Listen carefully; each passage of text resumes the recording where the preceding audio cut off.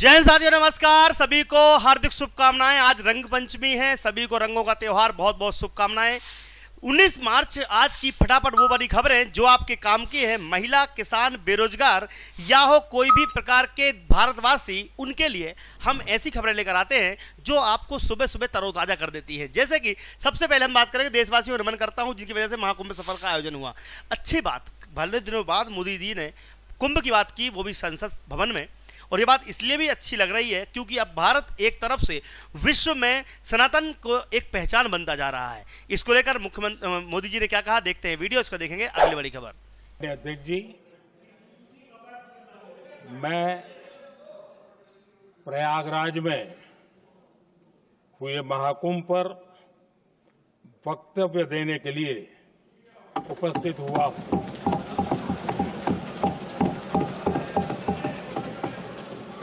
आज मैं इस सदन के माध्यम से कोटि कोटि देशवासियों को नमन करता हूं, जिनकी वजह से महाकुंभ का सफल आयोजन हुआ। महाकुंभ की सफलता में अनेक लोगों का योगदान है। मैं सरकार के, समाज के सभी कर्मयोगियों का अभिनंदन करता हूं। मैं देश भर के श्रद्धालुओं को, यूपी की जनता, विशेष तौर पर प्रयागराज की जनता का धन्यवाद करता हूं। मैं प्रधानमंत्री की बात समर्थन करना चाहता था। कुंभ हमारी परंपरा है, संस्कृति, इतिहास है। भैया देखो, कुंभ की बात जब प्रधानमंत्री ने की तो भाई साहब को कुंभ के दिन याद आ गए। राहुल गांधी खान भी अब कुंभ की बातें कर रहे हैं। ये सनातन की जीत ही है। जो ये व्यक्ति जो खुद, अब फिरोज खान के वंशज कौन होंगे आप खुद समझ सकते हैं, लेकिन कोई बात नहीं। जैसे भी बात करी, उन्होंने कम से कम नाम तो लिया। अगर इतनी ही आस्था होती तो चले जाते, एक बार डुबकी मारे आते। वो तो मारे ही नहीं। लेकिन देखते हैं राहुल गांधी का बड़ा बयान, इसका देखेंगे अगली बड़ी खबर। दो तीन चीजें थी जो प्रधानमंत्री ने बोला, मैं उसको सपोर्ट करना चाह रहा था। कुंभ हमारी एक प्रकार से हमारा ट्रेडिशन है, हिस्ट्री है, कल्चर है। एक कंप्लेंट थी, एक शिकायत थी, श्रद्धांजलि नहीं दी प्रधानमंत्री ने। जो लोग जिनकी मृत्यु हुई थी उनको श्रद्धांजलि नहीं दी। और दूसरी बात मैं ये कहना चाहता था कि देखिए, कुंभ की जगह है, मगर जो युवा कुंभ में गए उनको प्रधानमंत्री से एक और चीज चाहिए, उनको रोजगार चाहिए। और प्रधानमंत्री को रोजगार के बारे में भी बोलना चाहिए। Thank you. आपको बोलने नहीं दिया गया सर? आपको बोलने नहीं दिया गया? नहीं, देखिए, बोलने तो नहीं देते हैं। डेमोक्रेटिक जो स्ट्रक्चर है, जो एलओपी को तो मतलब परमिशन देनी चाहिए, मगर नहीं देते हैं। बट ये न्यू इंडिया है। में प्रदेश धार्मिक पर्यटन की दिशा में अनेक कार्य हो रहे हैं। ओंकारेश्वर धाम भी जगमगाएगा। जैसे कि महाकुंभ आने वाला है, जिस प्रकार से उज्जैन, महाकाल लोक और अन्य प्रकार की सुविधाओं के बाद जग में बहुत बड़ा नाम अब हो चुका है। हालांकि महाकाल के माध्यम से तो जग में पहले ही नाम था, लेकिन उसे अब अच्छी नगरी बनाने की बात की जा रही है। अब ओंकारेश्वर को भी इसी कड़ी में जोड़ा जाएगा। देखते हैं ओंकारेश्वर में क्या डेवलप होगा। इसके बारे में मुख्यमंत्री ने क्या कहा, इसके बाद देखेंगे अगली बड़ी खबर। यशस्वी प्रधानमंत्री दिल्ली से हमारे सभी राज्यों के लिए सभी प्रकार की सुव्यवस्था जुटाते हैं और खास करके आध्यात्मिक, धार्मिक, सांस्कृतिक इस समय के लिए तो ऐसा माना जा रहा है कि ये बहुत बड़ा अनुकूल समय चल रहा है और दुनिया के कई सारे देश हमारी विशेषताओं को समझने के लिए हमारी तरफ आ रहे हैं। जब यशस्वी प्रधानमंत्री का आशीर्वाद मिल रहा है, महाराज जी का आशीर्वाद मिल रहा है, हमारी सरकार भी कई प्रकार के ऐसे अच्छे कामों को लेकर चल रही है। हम सब जानते हैं कि बाबा महाकाल के महाकुंभ करने के बाद प्रदेश में धार्मिक पर्यटन का बहुत बड़ा अलग से आकर्षण उत्पन्न हुआ। जब बाबा महाकाल का आनंद में अलग प्रकार से समय चला तो बाबा ओंकारेश्वर का भी आनंद उसी प्रकार से आना चाहिए। इसलिए इसी वजह से हमने प्रयास किया महाराज जी कि हमारा ओंकारेश्वर धाम भी आपके आशीर्वाद से उसी प्रकार से जगमगाएगा। तो सारी व्यवस्था जुटाने का प्रयास किया जाएगा, जिसके कारण से हजारों लाखों साल से इस ओंकारेश्वर पट की महिमा युगों युगों से लोग गाते आ रहे हैं। 80 और 20 बोलने वाले योगी नहीं हो सकते। योगी वस्त्र से नहीं, विचार से होता है। ये व्यक्ति को देखो, खुद तो कभी हिंदू धर्म का सपोर्ट करेगा नहीं, और जो कर रहा है उसको ये हमेशा रोकता है, और उसी वजह से अब इनकी सीटें धीरे धीरे हर जगह पे जीरो होती जा रही हैं। जिसने भी सनातन विरोधी काम किए, अब धीरे धीरे उनकी सीटें कम होती जा रही हैं। कांग्रेस का हाल देख लो, बसपा का हाल देख लो, अब इनका भी हाल वही हो रहा है। ये कब सुधरेंगे भैया? जनता क्या चाहती है वो तो कम से कम करो, विकास तो होता ही रहेगा। अगर धर्म की रक्षा ना की जाए तो देश नष्ट हो जाता है, ये भी शास्त्रों में लिखा हुआ है। देखते हैं इस व्यक्ति का बड़ा बयान, इसका देखेंगे अगली बड़ी खबर। और मेरे 80-20 बोलने वाले योगी नहीं हो सकते। अगर 80-20 का कोई अगर मकसद है उनका हिंदू मुसलमान कराने का या हिंदू मुस्लिम की भाषा बोलने का, तो वो योगी नहीं है। जितना हमने किताबों में पढ़ा है, योगी वस्त्र से नहीं विचार से होता है। कल आप भी कपड़े पहन के आ जाओ तो हम योगी थोड़ी मान लेंगे आपको। योगी विचार से होता है। और योगी हमने इतना ही पढ़ा है कि जो दूसरे का दुख अपना दुख समझे, माया में रह के माया से दूर हो, जिसको गुस्सा ना आता हो, जिसके अंदर नफरत फैलाने की बातचीत ना हो, वो योगी होता है। अगर आपने कोई दूसरी परिभाषा पढ़ी हो तो हमें बता देना, हम अपनी परिभाषा में संशोधन कर लेंगे। कांग्रेस सांसद प्रियंका गांधी ने एक बार फिर अपने संसदीय क्षेत्र वायनाड का मुद्दा उठाया। और कहाँ का मुद्दा उठा सकती है? वायनाड का मुद्दा उठाओगे क्योंकि वहीं से जीत सकते हो। पूरे भारत के लोगों ने नकार दिया है। वहां पर भी कैसे जीत रहे हैं तुम जब जानते हो। वहां पर भी एक बार जाके देखना किस प्रकार की हालत। वायनाड लगता ही नहीं कि हिंदुस्तान का हिस्सा है, लगता है वो पाकिस्तान का हिस्सा है। यही जगह पर ये लोग जो भी कर सकते हैं करेंगे, कोई बात नहीं। लेकिन आगे देखेंगे, ये बयान काफी वायरल हो रहा है, चर्चा का विषय बना हुआ है। वीडियो देखिए प्रियंका गांधी का, इसका देखेंगे आज की अगली बड़ी खबर। Achievements of this package in the 3 districts, whether the ministry will be making a special review on Wayanad, keeping in mind the massive setbacks faced by farmers due to the disaster that they faced in 2024. Further, whether the ministry is informed of the massive difficulties of the rubber farmers in Kerala and is considering inclusion of rubber in the MSP list. And whether the ministry has any plans regarding the volatility of spice prices. अध्यक्ष महोदय जी, मंत्री महोदय जी ने बहुत उल्लेख किया कि प्रधानमंत्री जी की किसानों की प्रति कितनी हमदर्दी है। प्रधानमंत्री जी खुद वायनाड गए थे, उन्होंने वहाँ का दुख, वहाँ की किसानों की पीड़ा खुद देखी। मैं उनसे आग्रह करना चाहती हूँ आपके द्वारा कि केरला और वायनाड के किसानों के प्रति भी कुछ हमदर्दी दिखाएं। धन्यवाद। वन विभाग और जेल प्रहरी के चयनित युवाओं की भर्ती पर रोक ली गई है और जिम्मेदार जवाब नहीं दे रहे हैं। ऐसा क्यों भैया? वन विभाग की भर्ती, जेल प्रहरी की जो भर्ती थी, उसको लेकर बच्चों ने लगातार प्रदर्शन किए। अब उन्होंने जीतू पटवारी के पास जाके ज्ञापन दिया है कि भैया हमारी जो भर्तियां रुकी हुई हैं उसके पीछे क्या वजह है, ये मामला मुद्दा विधानसभा में उठाया जाए। इसको लेकर जीतू पटवारी ने क्या कहा, देखते हैं वीडियो, इसका देखेंगे अगली बड़ी खबर। कैसे हैं आप लोग? सर बढ़िया। क्या है मसला, क्या है? हमारा रेड रोक दिया है प्रोजेक्ट कार्ड का, कुछ लोगों को जेल में डाल दिया और साथियों को ज्वाइनिंग दे दी। बिना कोई कारण बताए में डाल दिया। फर्स्ट वीक में आ जाएगा, सेकंड में आ जाएगा, लेकिन आप अभी तक 4 महीने सर ये सभी को एक दिन 50-50 100 बार फोन कर लिया, उसके बाद फोन कोई भी फोन भी नहीं उठाता और हम लोग 5-6 बार आवेदन भी दे चुके हैं। ये फॉरेस्ट गार्ड का रिजल्ट आना था जो रुका हुआ। 13 दिसंबर को रिजल्ट आ गया, उसमें से कुछ को नियुक्तियां मिल गई और कुछ टोटल कितने लोगों का रिजल्ट? 105 लोग, 120 लोगों में से रिजल्ट आ गया 120 का। नहीं आपका रुका हुआ है, पास हो गए सब लोग। आपका रिजल्ट आया हम लोग ज्यादा। एक बात 85% में सर मन क्वालिफाई है, मेरिट में फिजिकल में पास है सर। वन विभाग के वन आरक्षक की परीक्षा हुई, उसमें टोटल वैकेंसी कितनी निकली? 1750 1750 में से कितने लोगों को रिजल्ट के बाद ज्वाइनिंग होगी वो बता। कम से कम 1200। तो बचे हुए 400 के आसपास। 400 में से क्या 13% में चलेगा? ओबीसी वाले वो अलग है तो तुम लोग बचे हुए वो अलग है। ओबीसी में भी नहीं। अधिकारी कौन है? हम 87% में क्वालिफाइड हैं। कोई बात नहीं, ये इसका कौन है? व्यापम का कौन है संचालक? अभी व्यापम का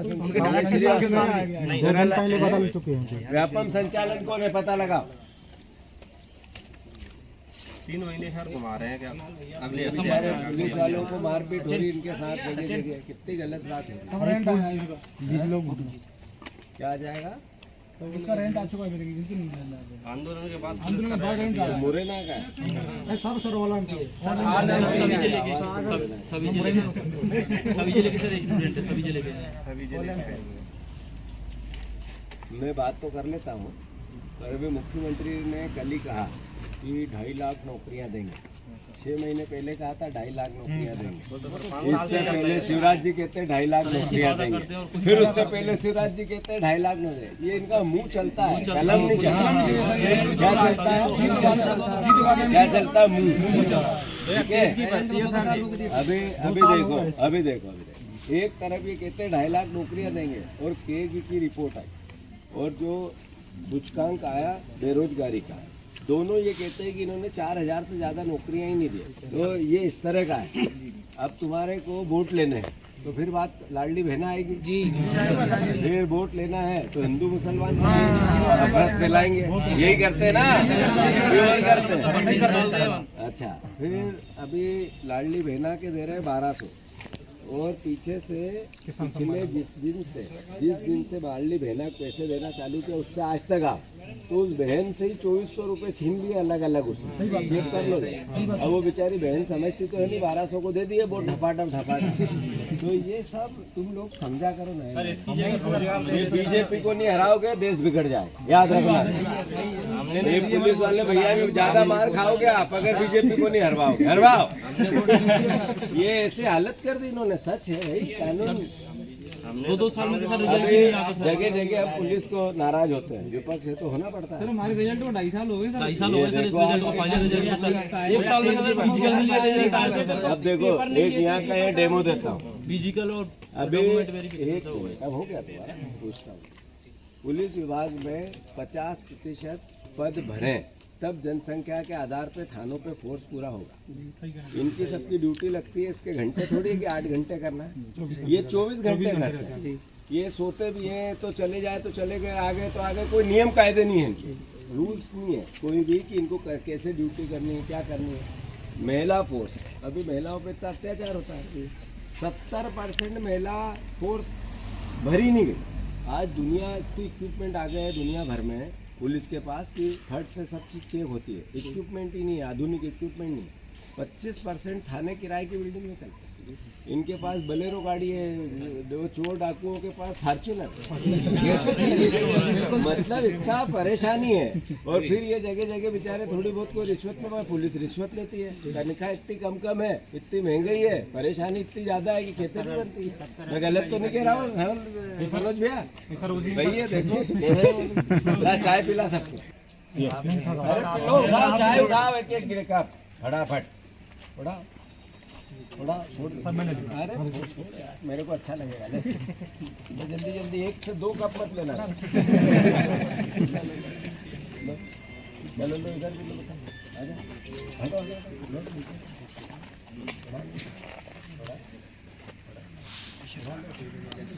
ले लो आराम से। इधर दूसरे के ऊपर में ढोल देना। लो पुलिस वाले भैया आप भी लो। अरे ले लो